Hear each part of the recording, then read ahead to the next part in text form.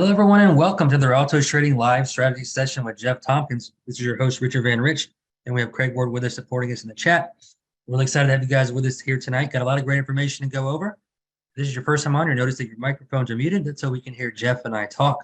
But there is a Q&A box and a chat box located at the bottom of your screen. If you move around your cursor, you put any questions in there, and we'll get to those throughout the session and also before we sign off.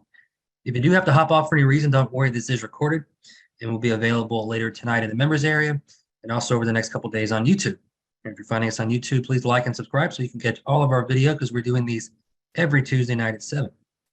If you have any questions about your account, billing questions, access to Trade Trend, Zillion, anything like that, open trade alerts, email support@autotrading.com, and we'll get to those sometime tomorrow. All right, let me read the disclaimer here. Auto Trading LLC and Trade Trend Zillion software is intended to be used as an information service for subscribers and includes opinions as to buying, selling, and holding various stocks and other securities. However, publishers of Auto Trading, Trade Trend Zillion software are not brokers or investment advisors and do not provide investment advice or recommendations directly to any particular subscriber or review the particular circumstances of any particular person. Auto Trading LLC, including its owners, do not accept responsibility for any decisions made by subscribers using the software, and subscribers to the Trade Trend Zillion software. Any of the person to buy, sell, or hold securities should do so with caution and consult with a broker or an investment advisor before doing so. All right. That being said, let me bring on Jeff. Jeff, you there? Hey, welcome Altos members.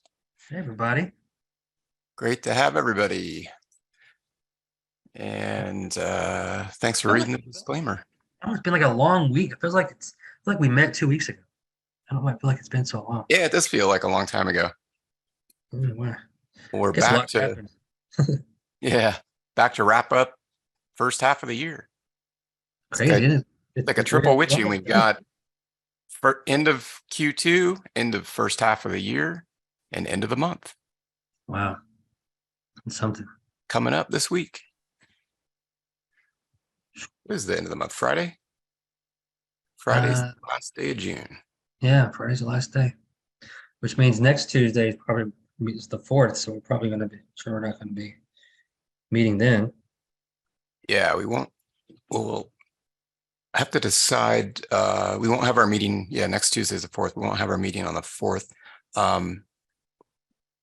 We'll let you guys know if we reschedule for that week or just postpone to the following week. Most likely we'll postpone. It's going to be a short trading week. There's abbreviated trading session Monday. Markets close early, and then they're closed all day Friday or all day Tuesday for the 4th. So it'll be a shorter week next week. But let's take a look at what we're going to cover tonight, and a lot of it will be pertinent to next week, shortened trading week as well. So we'll start out with our market overview. Look at some really critical levels, what's going on as we, again, approach the end of June, end of Q2, and end of first half of 2023. We'll take a look at the 36-month moving average. There's a really critical level that I'm watching closely. Of course, the level is on virtually every chart, but I'm looking at it particularly on the monthly chart, this level as it relates to 2 particular months earlier in the year. So watching that really closely through Friday to see where we end up. So I'll show you what that is. And that's on the S&P. And tonight we're going to take a bit of a deeper dive into moving averages. We're going to talk about, what are they? What are some of the pros and cons? Are they even useful in trading? Do they have any real practical application? Can they give us an edge? And visualize that on a chart. And so we're going to look at some charts, but I'm going to then show you a really, I think, effective, and I'm kind of giving it away. Are they useful? Well, the answer isn't definitely yes. It's yes or no. Just like other tools, other indicators largely depend on how they're implemented, how they're deployed, in terms of whether they're useful or you become successful with them. So tonight I'm going to reveal a particular method I use when I do incorporate moving averages. I don't really ever use them exclusively or as a standalone, but I often incorporate them in a trading decision. So I'm going to show you, as we talk about some of the cons of moving averages, the ways to overcome those drawbacks to using a moving average in trading. And then we'll take tickers tonight and wrap up with Q&A. All right, so let's refresh our data here on the Zillion platform. Take a look at the S&P and these critical levels that we're watching on the S&P. So that doesn't look right. That's PayPal. That's why it doesn't look right. You need to get the S&P 500. There we go.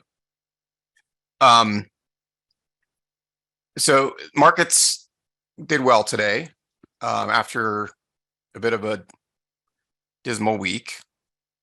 So why did we get the run up today? Well, it was largely driven by tech.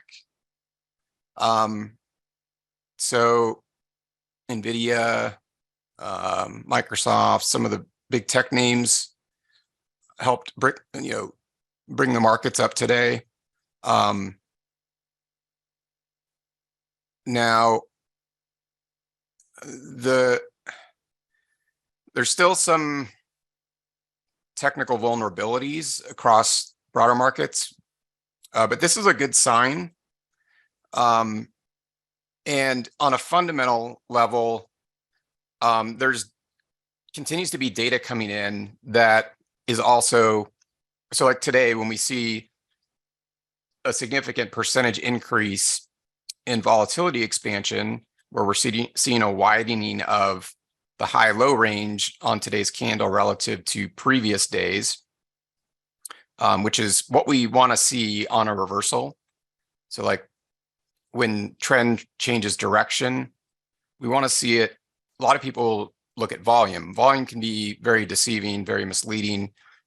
But volatility tends to be more a reliable indicator of whether there's really true conviction behind a reversal.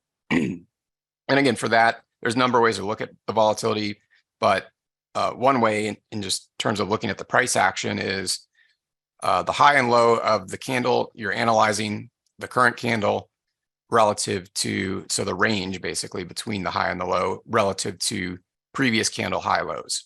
And so notice here that the high-low range was tighter than today.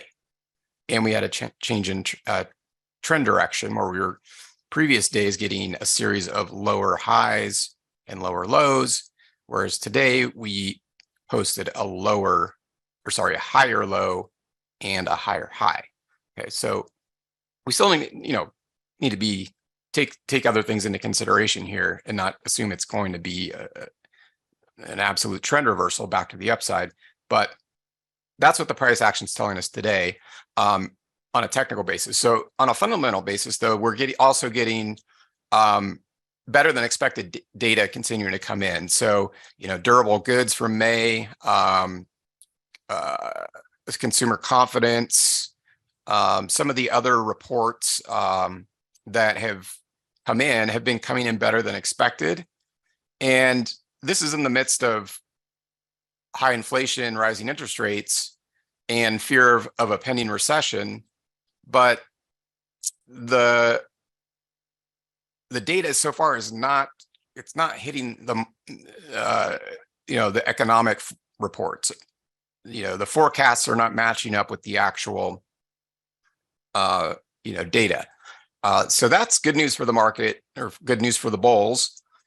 And so when we get a trend reversal on any given day like today, and we get a shift from downward pressure selling to buying, if that basis is there, if the catalyst, in this case, like the economic reports, the fundamental reports I mentioned, are there, it's enough to drive bigger moves on this directional shift. So that's, again, just tying into the volatility expansion we saw here today, and S&P closing up over 1%. So that's just want to kind of give that clarity to what happened today, why did it happen, and what might it tell us moving forward. So let's then take a look at the levels. All right, so what happens when we look at technical support and resistance from a high level, zoomed well out of a daily chart? Okay, we see, and this is one we talked about last week. It's right around the 4350 level, or a half century mark. We see this reversal to the upside. So, of course, we had, and that was from back in early August last year. But we had the breakout, and that just happened very recently, right, in early June. And then we have a retest of the level, and then a move up off this level. So as most of you know, I want to see several strong bullish closes above a level on a retest and then reversal. So we got one today, right? So interestingly, as we approach the end of June, we're gonna, I think, have that clarity because we still have Wednesday, Thursday, Friday left in the trading week. So we could potentially get that clarity. And that would be several closes, bullish closes, or at least, I mean, we could get a bearish close tomorrow and then a bullish one Thursday. They don't all have to be bullish closes, but key point, I don't want to see this be a fake out and then a close back below 4350. If that's the case, then it increases the likelihood of this not being a retracement within this uptrend, rather this being the start of a new downtrend. Okay, so we get a close below 4350, then I look for the retest of that level as a resistance level rather than a support level, which it currently serves at, and then potential back down. So that's what I'm really watching closely this week. So yesterday we closed at 43.28. So see how this can fake a lot of people out. Probably a lot of people were watching this level from this swing high back in mid-August, and they saw the break below it yesterday and chalk this up to a false breakout of prior resistance. So that likely trapped a lot of people today. And this is why I don't, and this is going to tie into kind of applying the same thought process to moving averages tonight. So this is why I wouldn't have traded this this bearish close yesterday below 4350, right? So I'm waiting to see, because that's how I get the confirmation, and it's something a lot of traders struggle with. Within a trend, how do you know if it's a retracement and followed by a resumption of the trend, or how do you know if it's the end of a trend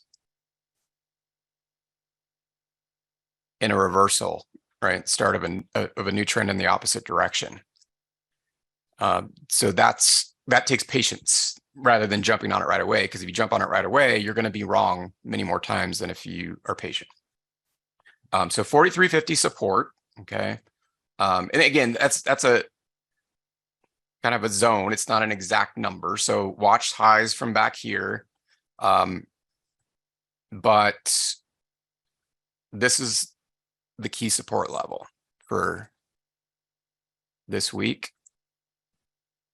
Now, what will be interesting is if we do continue a rotation higher through the remainder of the week off the support level, is do we get through 4450? So 100 points, roughly 100 points upside from 4350 level. Okay, we've been up there. Our high was on June 16th, just 1.5 below the 44.50. Okay, now can we break it? Okay, so that's resistance that I'm watching. If this volatility expansion continues for a few days, we may get back up there this week. Let's actually, let me look real quick, see what the implied move is for SPX this week. Bear with me. I think it's important to know.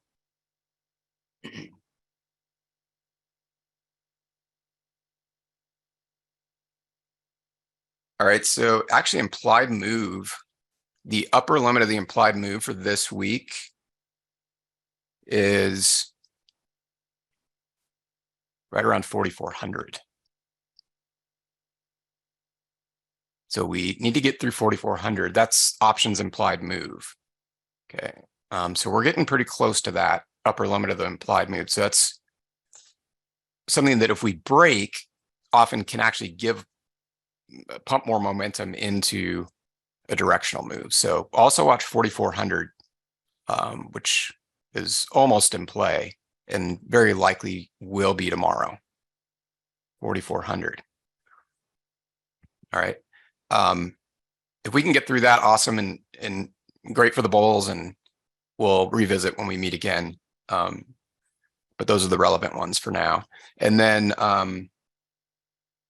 let's take a look at the NASDAQ 100 ETF, the Qs. Type that in here.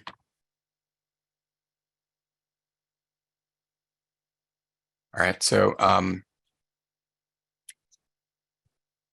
okay, we didn't get today's data on the Qs. That's bizarre.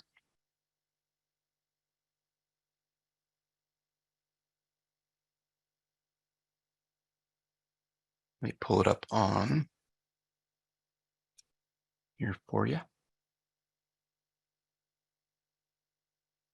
Okay, so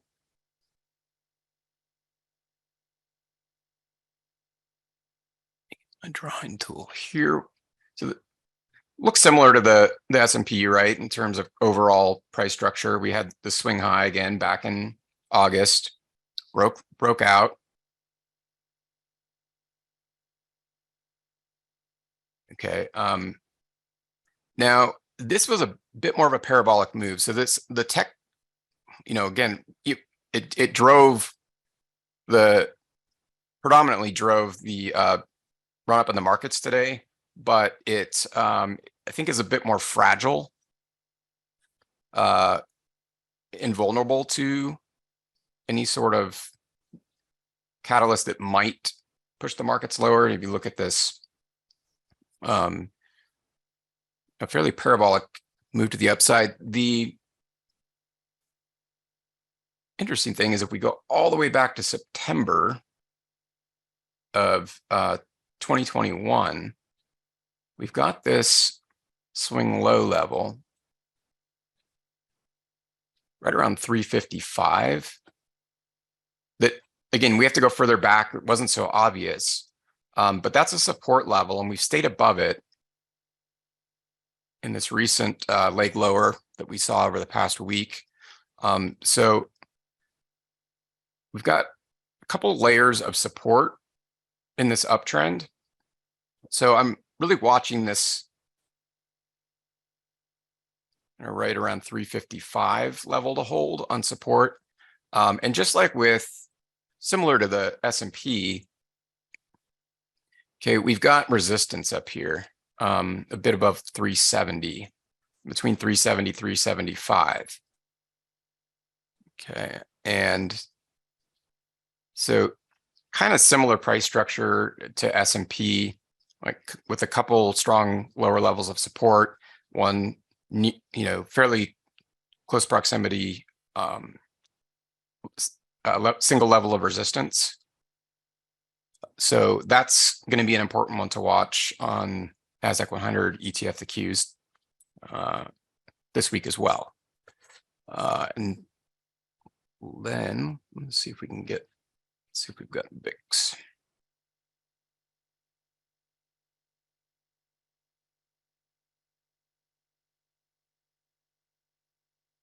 All right. So on the VIX, we got a decent drop in the VIX today. Little over 3.5%. We're still at very low levels, 13.74 on the close. We've remained below this 15 level that we talked about, I think, last week. And certainly, 20 is way up here. So what I'm watching now is kind of the between 15 and 20. Are we going to go back in this range this week? Are we going to stay below? Okay. But you can see we're getting VIX volatility contraction. Okay, so outer bands are converging rather significantly, while price action of the VIX itself is ranging and remaining low. So what we want to watch out for is VIX being able to stay in this range below this first level of resistance around 15 to give us clues of the market having the a better capability of resuming its uptrend. We see VIX move in into the 15 to 20 range. It's going to cause me to watch those resistance levels much more closely if we get up to them, and expect a higher chance of a reversal. And of course, if we see any recent spikes or sudden spikes above the 20 level, that would be kind of concerning if it happens in the context of like the S&P breaking S&P and the NASDAQ breaking through those levels of support we just mapped out. So that's kind of how I'm looking at this, in the context of VIX or of S&P and NASDAQ. But incredibly, we've maintained, back since really into March, so April, May, almost pretty much all of Q2 this year. So April, May, and June, in low volatility conditions, below 20 on the VIX. We haven't seen that in probably years. It's been a long time since we've seen, I think, a whole quarter and we haven't seen VIX, levels of 13, 14 for even longer, I think. So it's been a while, right? But that's what we want to be keeping an eye on this week. So I'll pause there and see if there are any questions I can answer, and regarding what's going on in the markets or the charts or the levels or any questions you guys have. Do you see any sort of like seasonality kick in now that we're kicking into summer?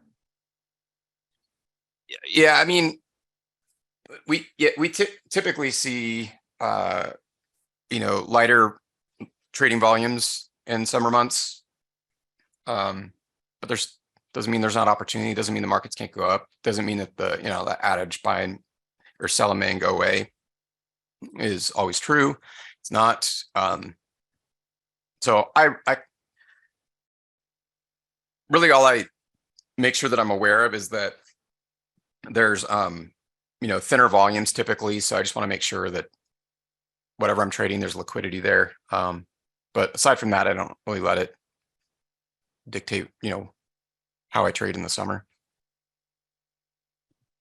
Let's see, low risk but more sales. What is that telling us? Say on market sentiment. Yeah. So on the sentiment gauges, good question. So it's kind of what I kind of went over in a much more in-depth way. So risk, is telling us volatility is low, so markets are rising. So it's looking at volatility more in terms of the fear side of it, the sell side. So markets are rising. So that tells us, what's going on right now. But another way to look at it is from a contrarian perspective, right? when VIX gets low or market risk gets low, we know that volatility is always contracting and expanding, and it alternates that way, that eventually it's going to spike. So that's the mentality of contrarian thinkers, contrarian traders like Warren Buffett, who are fearful when others are greedy and greedy when others are fearful. So right now, there's actually pretty low fear in the market. So the perceived risk among broader market participants is low. What was the other one, the sell ratio? Let's see. Low risk, but more sells. Yeah. Yeah. So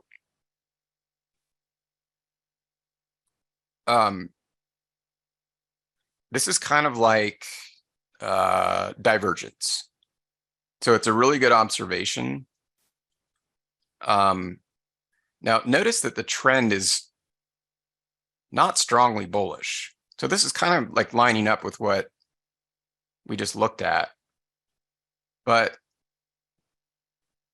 when we see more sell, so this buy sell ratio is strictly for our algorithmic signals, right? So it's telling us how many buy versus sell signals there are.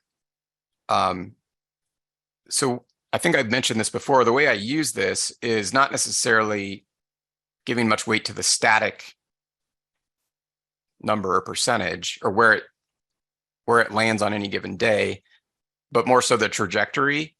So if I see it drop, from buys to sells, or from more neutral to buys, that's what I'm paying more attention to. So we saw a shift. So what happened is what actually happened in the market on this recent downturn over the past week is largely people were unwinding long positions in tech because people loaded up, on this. And again, this is why tech is really driving a lot, overall markets right now. So this, again, we're just looking at the QQQ, so the NASDAQ 100 ETF, but good representation of tech. But look at we had this enormous parabolic move on the Qs, which is a heavily traded NASDAQ product, NASDAQ ETF, from around the 310 level up to 375. So we had this huge percentage run up, parabolic. Eventually people are going to be taking profits, right? And we often see on a run up in a market, profit taking near key resistance levels. So was there anything magical about the 370 to 375 thing as it relates to like tech company valuations? No, it's just there was selling pressure back here in April of last year. So that means profit taking likely to occur here. And so that's, I think, mainly what's causing this roughly 1 week downturn that we're seeing. It's a mean reversion. That's what we're about to get into. This is a mean reversion. So we were roughly moving a 2 standard deviation from the mean uptrend here for, well over a month. And then we've reverted back to the mean. So markets are always trending on momentum or mean reverting, doing one of the other. Sometimes it's very subtle, and that's what we call sideways trend or a sideways channel. But it's still doing it. It's just harder to see. But yeah, good question there. Any others? That's all I got. All right. So moving averages, are they useful? Often we get that question, or what, what is the value of a moving average? Can they be profitably traded? So we're going to look at some of those tonight, and I'm going to show you, and I mentioned I use them. I use them both for mean reversion strategy and trend momentum. So that's kind of the first thing to understand what markets are doing. So first, let's put up a moving average. So let's throw up we'll just use a simple moving average. So there's really two kinds of moving averages, simple and exponential, are the two basic moving averages.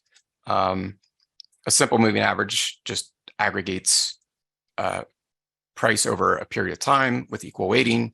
An exponential moving average gives more weight to current pricing. So we're just going to use a simple moving average, and let's just say a 20 period moving average. And we're going to talk about like periods, because that's often a common question, like what's the best moving average period? Is it better to use smaller periods or higher periods? If I trade a 5-minute chart, should I use this shorter moving average? Those are all questions we're going to address. So let's make this yellow.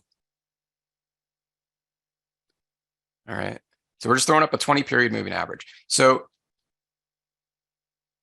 first thing to understand is, what is the moving average? Well, I just explained it. For a simple moving average, it's averaging price over 20 periods. We're on a daily chart. Let me just actually go on to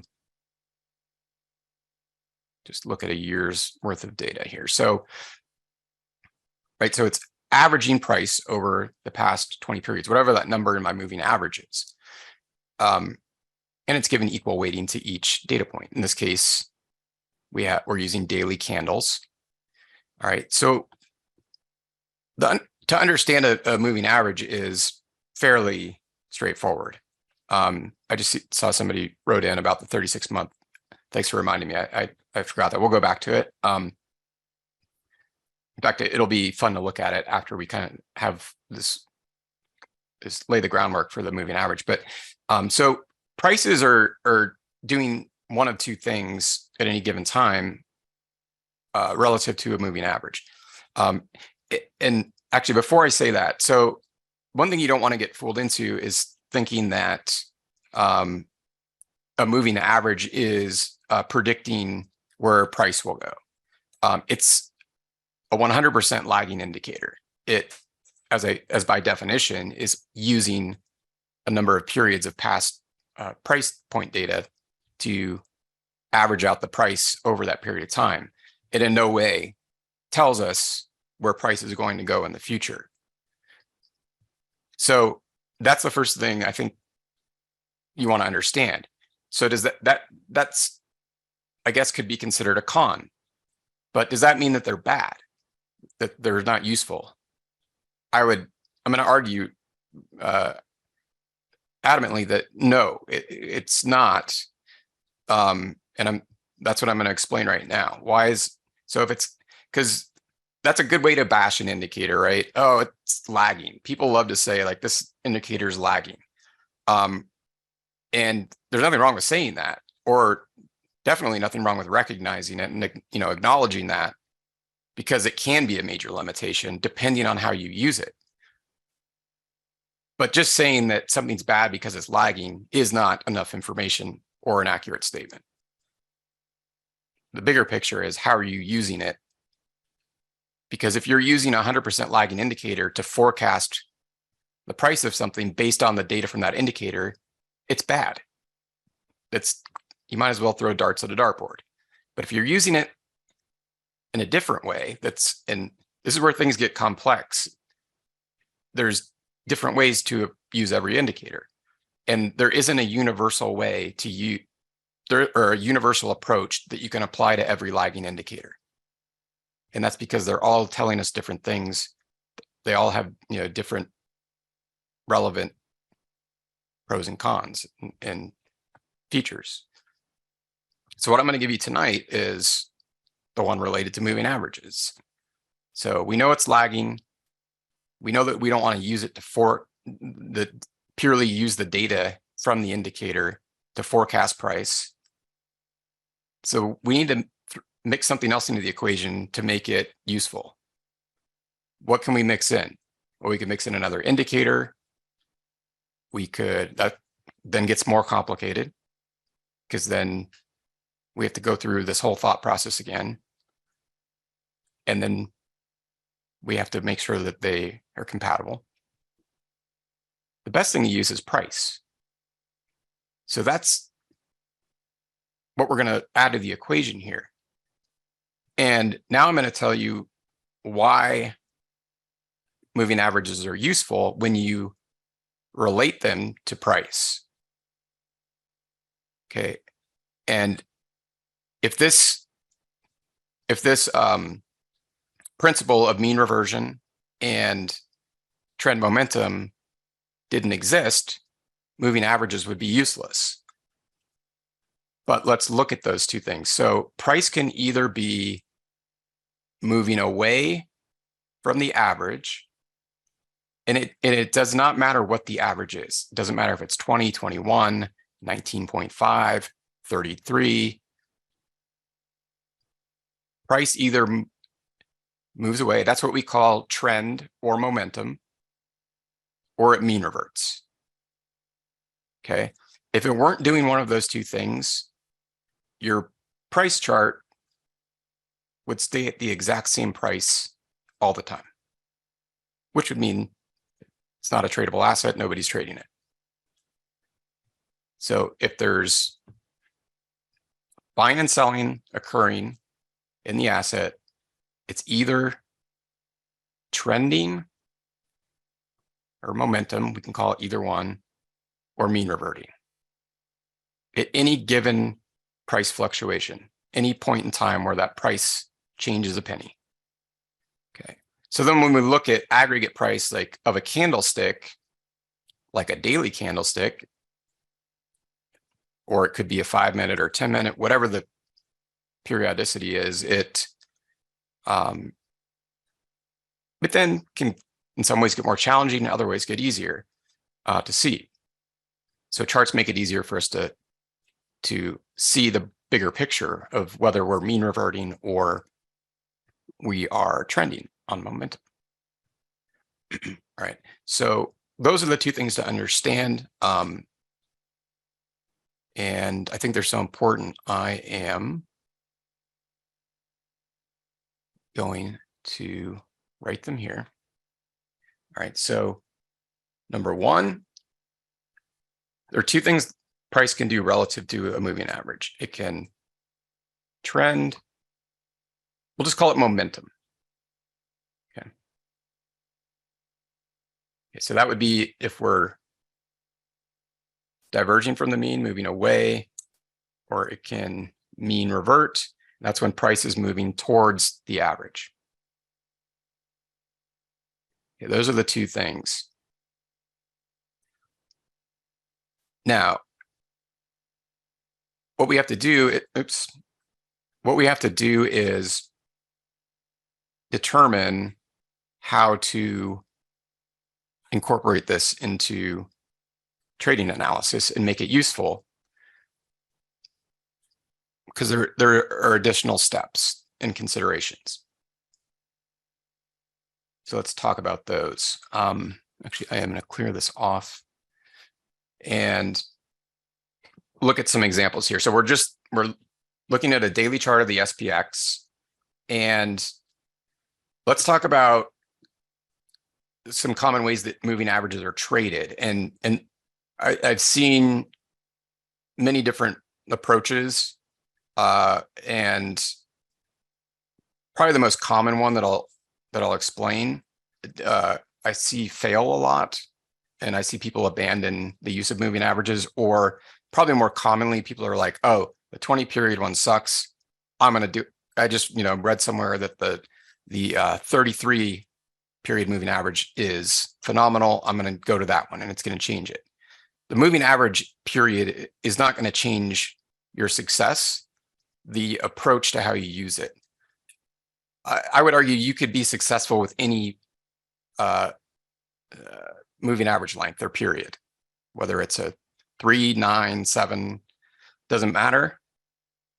It matters in other ways, but it doesn't matter in terms of if you're making money with it or you're not making money with it. Switching to a different period is not going to solve that. So that way that most people do it is they, and you'll see this in different forms. If price is above the average, you buy. If it's below the average, you sell. So that would be what is often called a moving average crossover. So price crosses the moving average, you go and trade it in that direction. Okay, that's I would say the most common approach. So like here, right?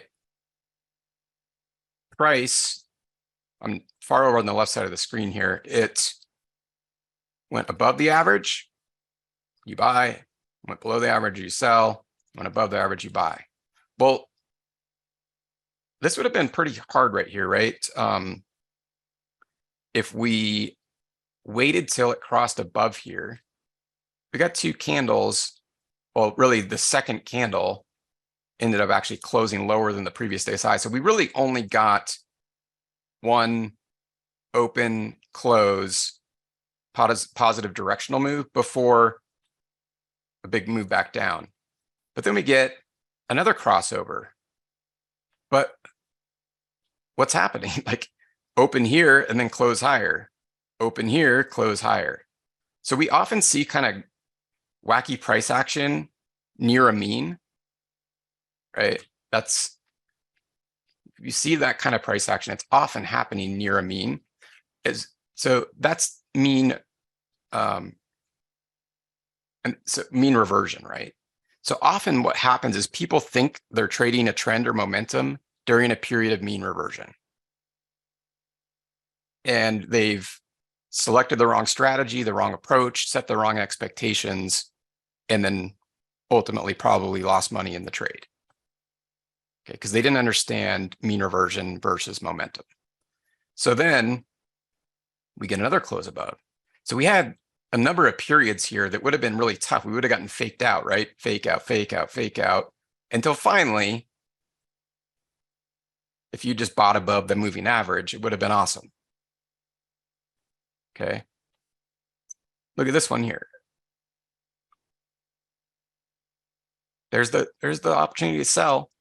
What happened? Faked out. See, this is wacky price action around the moving average. And then the big move happens. Okay, so these are, okay, I can go over these all night, but I don't want to spend more time on it, but hopefully you see the picture. These are the periods we want to avoid.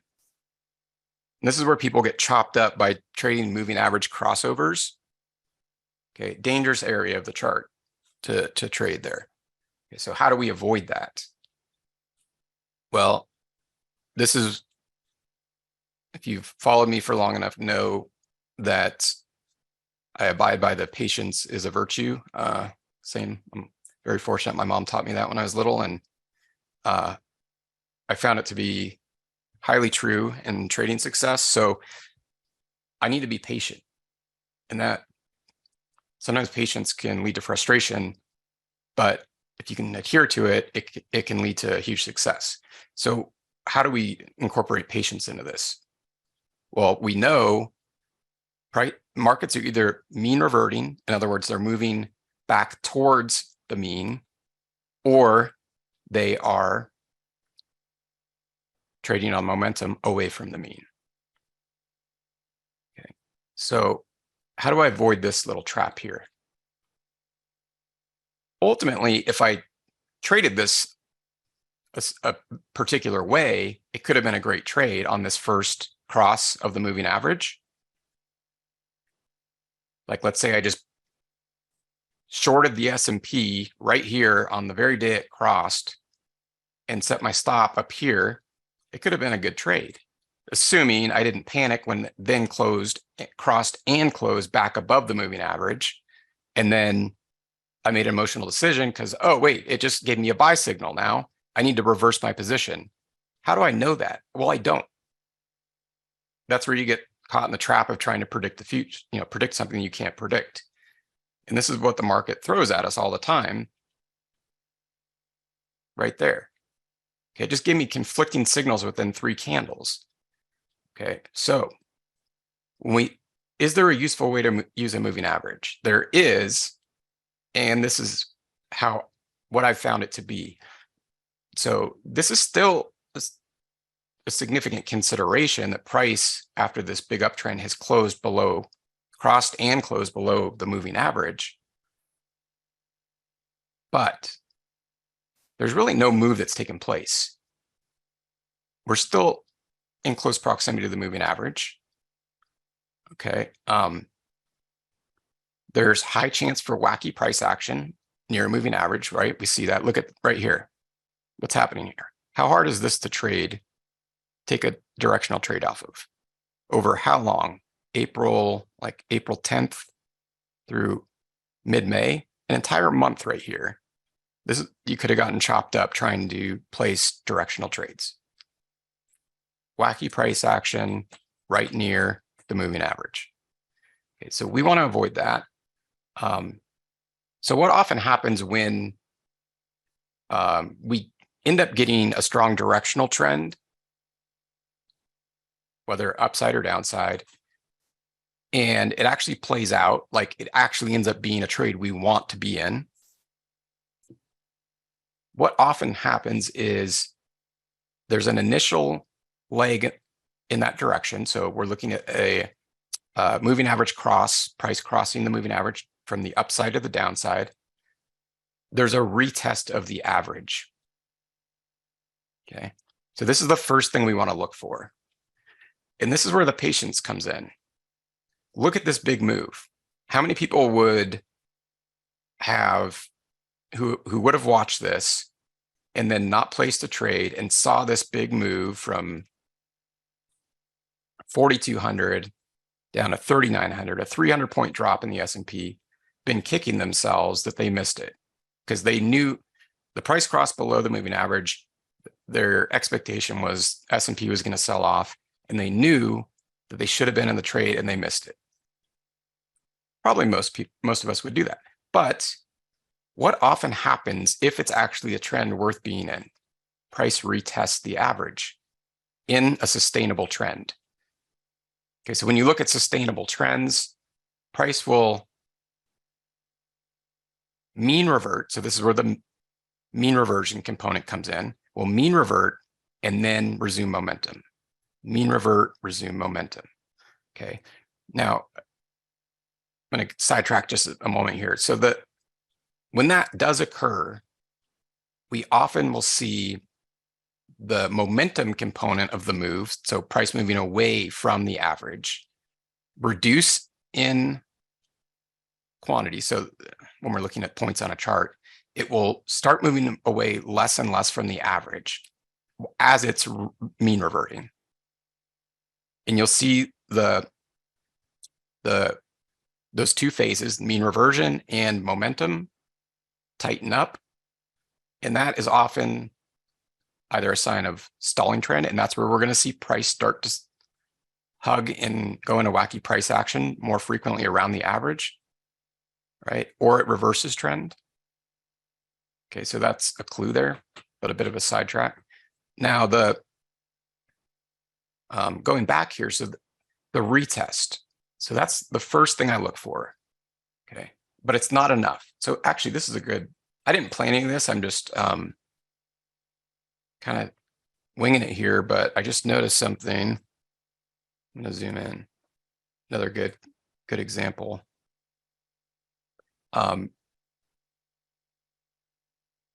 Wacky price action, right? We see that around the moving average, and it's what often fakes out a trader when they ultimately would end up being correct on their initial analysis. So this is purely a mean reversion.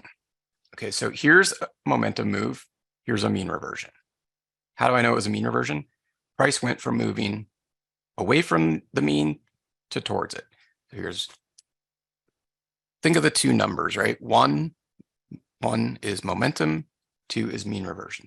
So this is a momentum move, and this is a mean reversion move. Now they always alternate. You can't move away from the mean and toward the mean at the same time. So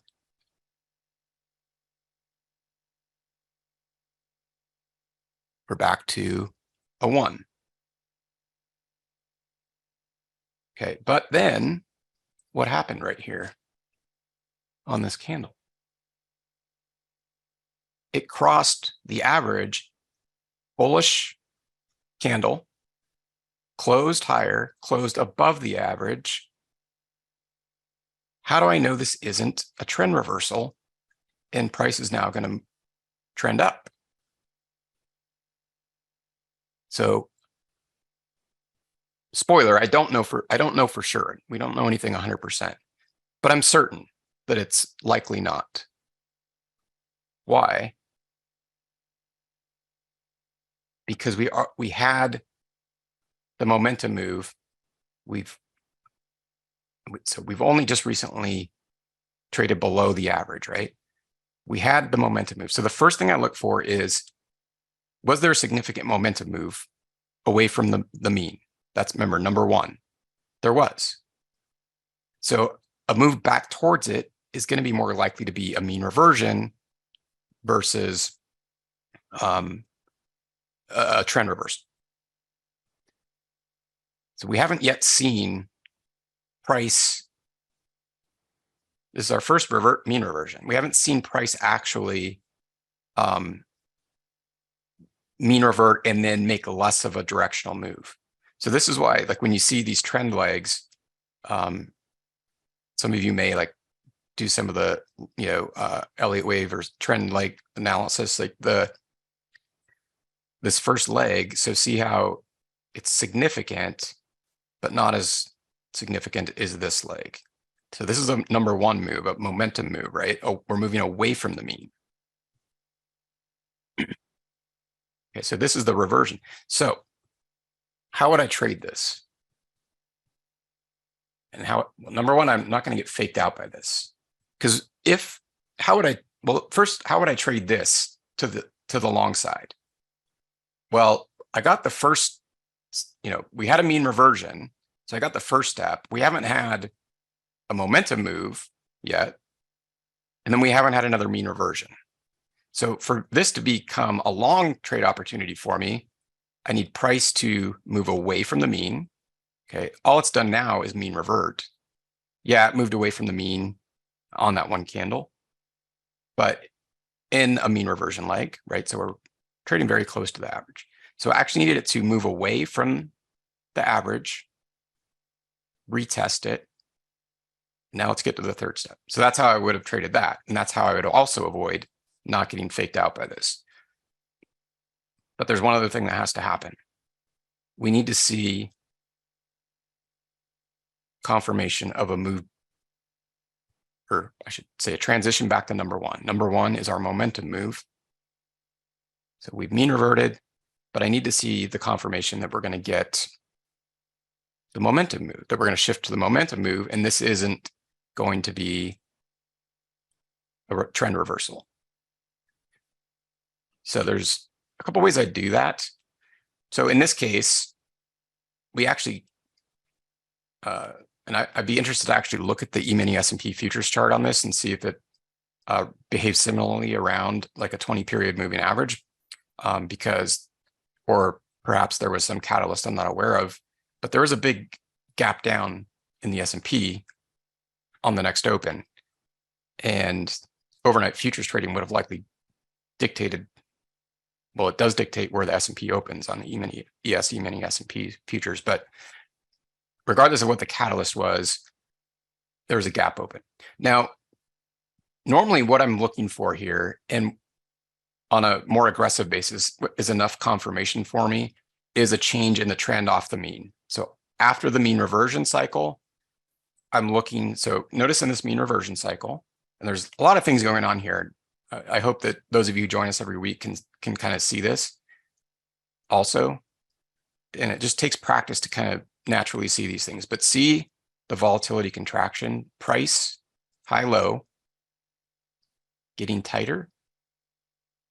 That's a huge clue. Okay. We start out with wide, high, low, Well, narrow, very narrow, volatility, expansion, explosion. This is, I mean, this one spot on chart is telling me so many things all at one time. And when we add them up, they all make sense. And this sell-off is not surprising. So I look for volatility expansion. Well, that happened rather rapidly here. But I look for trend reversal. So that would be, so again, here we have higher highs, higher lows. We get a lower high, lower high, and we place a new low below this candle. That could be an entry. That would have exceeded our entry level on this gap down. I could do the same thing with candle, second to last candle in the mean reversion leg. So I could enter here. So I typically use a buy stop order in that fashion. So I'm getting at higher prices on confirmation of a trend to the upside. For a bullish moving average trade, or I use a sell stop order. So like I could place a sell stop, and this is the order or the entry method we've programmed into trade trend, right? So a sell stop with the low at the low below second to last candle in the mean reversion leg.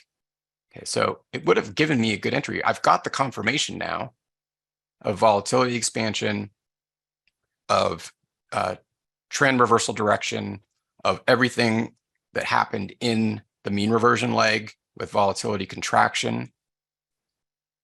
Okay, I've got the initial move from above the moving average to below, and I've got, again, that's leg one, and then I've got the mean reversion, the retest of the average, leg two, right?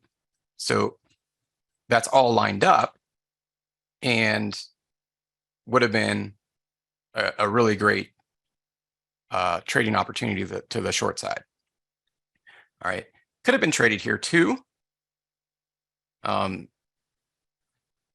would have been, a great trade. It's still, let's see, there was our volatility contraction, tested the average, rotated lower. This was an inside candle.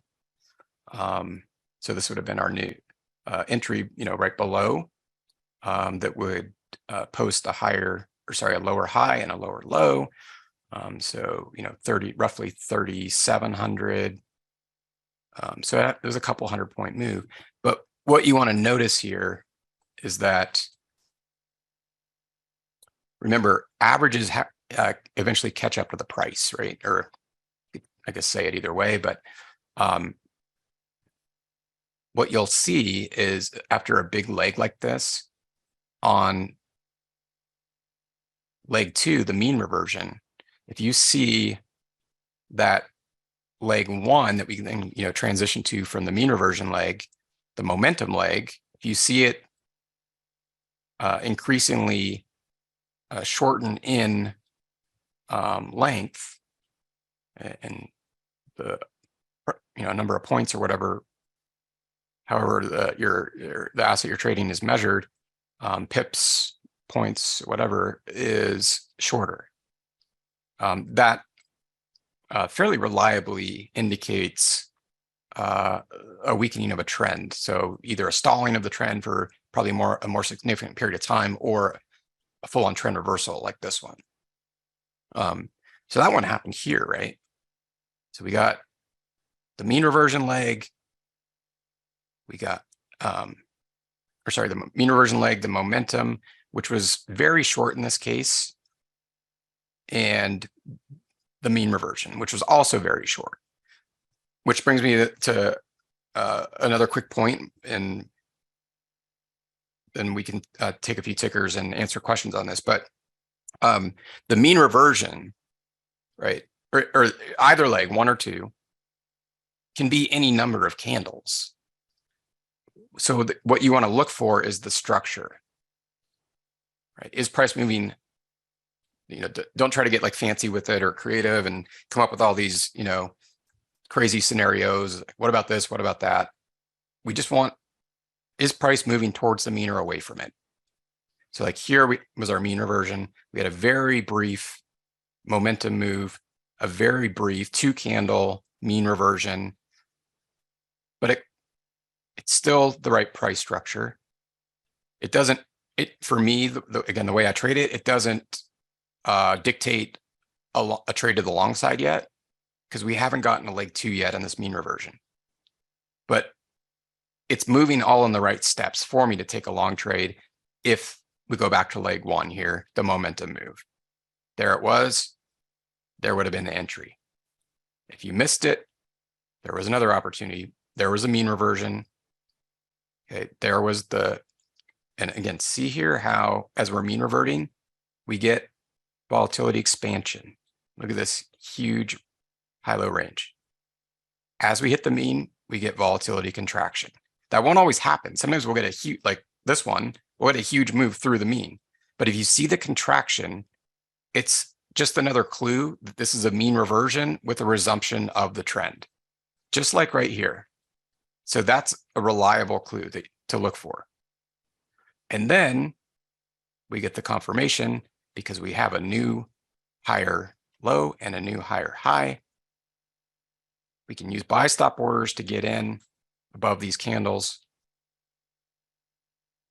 And there's another move. Now look, this is starting to shorten.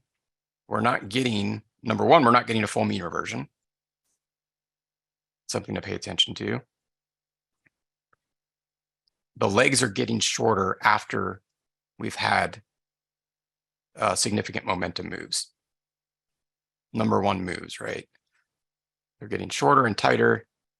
Okay, this is often where trend reversals happen. All right, went a tad bit longer than I was expecting to on that. But Richard, let's open it up to questions for the moving average topic. And then we can see where we are with time for ticker round 2. Yeah, one question came in. Is the SMA the same as the middle line of the Bollinger Band? Yeah, in this case, we did. We used a 20 period, which is the default band period, or the average of the Bollinger Bands. Would you ever adjust that number? Yeah. Oh, that's. Can't believe I missed that. There's 2 things that I missed: the 36 period moving average. One other important thing I wanted to bring your attention to. Let's show you what happens. So, like, that's a common question. Like, what about a 10 period or a 9 or an 8? All those principles I just taught you for using momentum and mean reversion are the same. The key thing and this what I'm going to show you now doesn't matter what the time frame is, whether it's a 1 minute or a 1 month chart. The lower the number you go, the less dramatic moves, number one moves, the momentum moves you're going to see from the average. So like, let's just put this down to a 7 period moving average. Okay, see how the average is now much closer to the price. Let's go up to let me actually zoom out. Okay, that's easier to see. See how the average is following the price much more closely. So is that a good thing or a bad thing? Well, it depends on your application. If we're using this for a trend, and that's probably the biggest mistake I see people make, is they're using a moving average crossover for a trend move, but they're using a short period moving average, and all the moving average is just following. And this is where you really get chopped up if you're trading crossovers, right? Because you're going to get a lot more crossovers on a shorter period moving average. So that doesn't mean you can't, apply a 20 period moving, if we're using a 20 period moving average on a daily chart, why can't we use a 20 period moving average on a 5-minute chart? It's going to look roughly the same. What isn't going to look the same is if you change the period. So let's go up to a 50 period moving average. Okay, now price is moving much further away from that mean. Now, I mentioned it matters like what's your application. But when we're trading a trend, don't we want to hone in our entries to make them more accurate, getting closer to the mean before it goes into the momentum move? Yeah, we do. So we don't want to use a real short period moving average.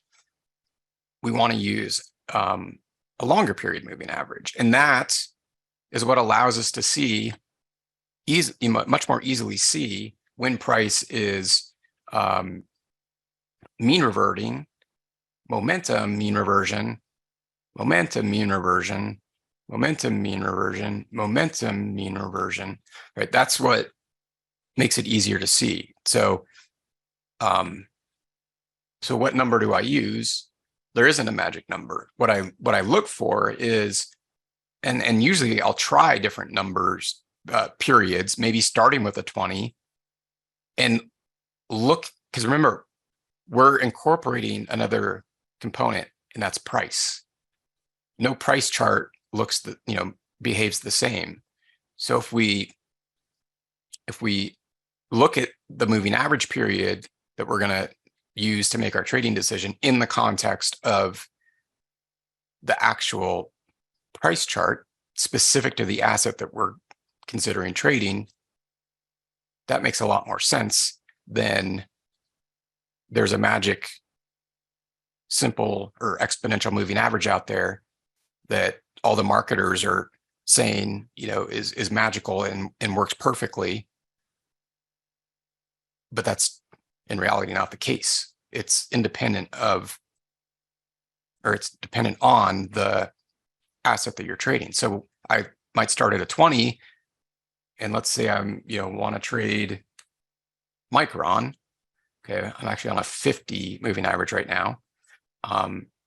And actually, I can go down to a 20 because I'm seeing fairly good moves, and it all depends on what's my trading plan. How many points am I trying to pick up?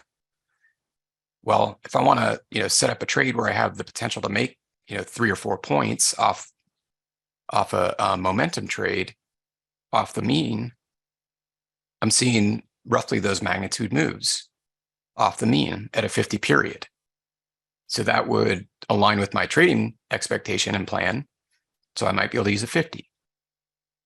So I might, do a little trial and error on that, but there's no magic number. There's no right number for everything. There's only right for you, right for what you're trying to do, what your approach is, and right for the asset that you're attempting to trade.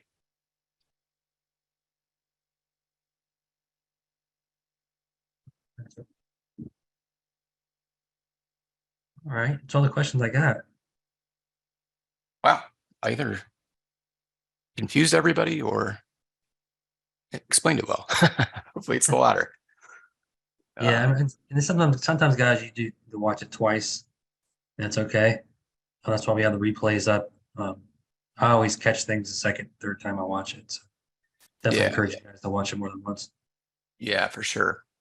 Well, we did run over tonight, but also we aren't going to meet next Tuesday because of 4th of July. Oh yeah, thanks for reminding me. 36 period moving average. So what we might do, time permitting, guys, is, and we'll let you know, we'll shoot out an email, is potentially hold a ticker roundtable later this week, since we aren't going to be meeting next week, and just do a session for that, since it's probably getting late for a lot of people. And I do want to review the 36 period moving average here on the monthly chart, because I mentioned there's something important that I'm watching this week. So we'll do that, guys, and then we'll keep you posted if we do just a purely ticker roundtable dedicated session later in the week. Let's see. All right, so hopefully now as we look at this, like as we're wrapping up right now, the the monthly chart with the 36 period moving average, and kind of now you have a new perspective on this, right?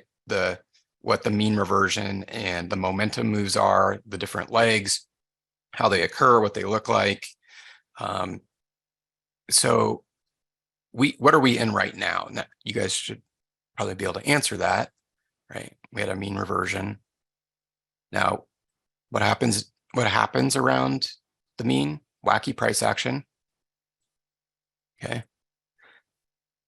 And then it doesn't happen every time, but commonly. Okay, but right now we're in a leg one momentum move. So we're not mean reverting, we're actually in momentum move on the month. We're looking again at the monthly of the S&P. All right. Do we have volatility expansion? Again, what we want to notice is there volatility contraction near the mean? And there has been. There's been some expansion as well. The past 2 months, there's been volatility contraction. Right. See, we've had tighter high-low ranges. June, we have confirmed volatility expansion because once this high and low has been set in place, it can't get narrower. So we already know we're in a month of volatility expansion, wider high and low than previous months during a leg one directional move. Away from the mean. We're on a momentum move away from the mean. And now we need to, what are the levels, right? What levels do we need to watch for? Well, we still have till Friday till this close, so don't want to jump the gun. But I'm really watching. So this is the May monthly candle, and this is the August monthly candle. Okay, so this is from back in 2022. Okay, that was these were during mean reversion cycle. Okay, so these were in mean reversion cycle, and that level where we saw these two spikes, these highs from those 2 months, is what I'm watching as we close out June.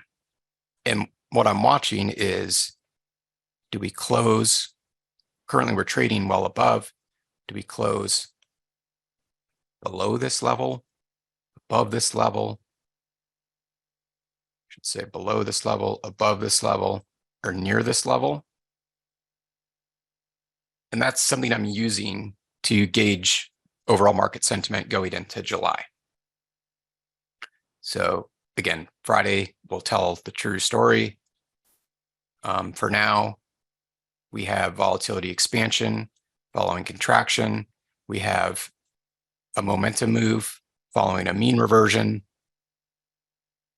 Technical signs on a more of a medium to longer term basis are telling us bullish until something tells us otherwise. That level is, let me tell you. So the high here from last May was 43.07. High from August was 43.25. So what I like to do is look at the quarter century range to map out like a quarter to half century zone. So 43.07, so I would use 4300, that's a century mark, and then 43.25, a quarter century. So between 43 and 43.25, not that I'm going to ignore 43.50 on the close for June, but definitely 4300 to 43.25, and probably also very likely actually 4300 to 43.50 support zone, because we're above that now, is that level that I'm watching. And thanks for the reminder on the 36 period moving average. Tend to forget that one. Awesome. Well, any final questions, guys, before we wrap up for the night? Looks like we're all set. All right. Well, we'll keep you guys posted if we are able to squeeze in a ticker roundtable later this week. Again, because we aren't going to be meeting next Tuesday due to the 4th of July. But I hope you guys If you're not able to join, if we don't hold one or you're not able to join it, if we do, I hope that you all have a really great 4th of July. Happy celebration, safe travels if you're traveling. And we'll be back 2 weeks from today for our regular session. And in the meantime, you can always reach us, support@altostrading.com, or visit our website, give us a call, toll free. And thanks for all the nice comments. You guys appreciate it.